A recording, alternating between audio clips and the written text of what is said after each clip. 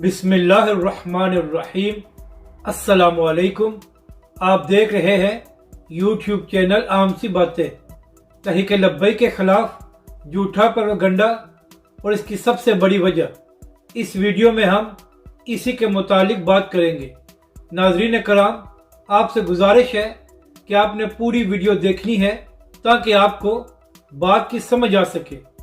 तो सबसे पहले तहरीक लब्बैक के मुतालिक ये झूठ बोला जाता है कि तहरीक लब्बैक ने उन लोगों को साइड पर कर दिया है जिन्होंने कुर्बानियां दी थी। तो पहली बात तो ये है कि तहरीक लब्बैक वो वही जमात है जिसमें कायद से लेकर हर कारकुन ने कुर्बानी दी है।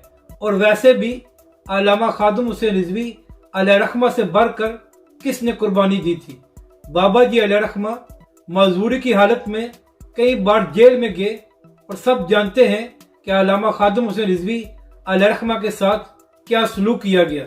इसके बाद तहरीक लब्बैक के मौजूदा सरबराह अल्लामा साद हुसैन रिजवी 7 महीने जेल में रहे और सैयद ज़हीरुल हसन शाह साहब और सीनियर सहाफ़ी मुबशर लुकमान ये कह चुके हैं कि जेल में अल्लामा साद हुसैन रिजवी के साथ तशद्दुद किया जाता रहा।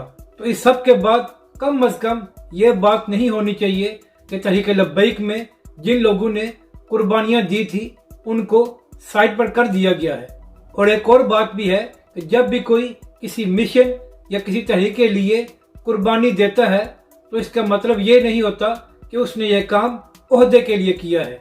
अब बात करते हैं कि इसकी वजह क्या है कि अचानक तहरीक लब्बैक के खिलाफ झूठी खबरें आना शुरू हो गई हैं। तो इसकी सबसे बड़ी वजह यह है कि 1.5 साल बाद पाकिस्तान में आम इंतखाबात होने हैं और चंद माह बाद पंजाब में बलदियाती इंतखाबात भी होने जा रहे हैं। और तहरीक लब्बैक के सब मुखालिफिन जानते हैं कि तहरीक लब्बैक पंजाब में बहुत मजबूत है।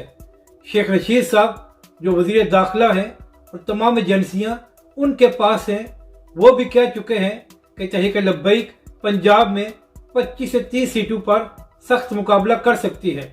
इसके अलावा सिंध के होम डिपार्टमेंट ने एक रिपोर्ट जमा कराई थी जिसमें कहा गया था कि तहरीक लब्बैक पंजाब में 20 से 25 सीटें जीत सकती है।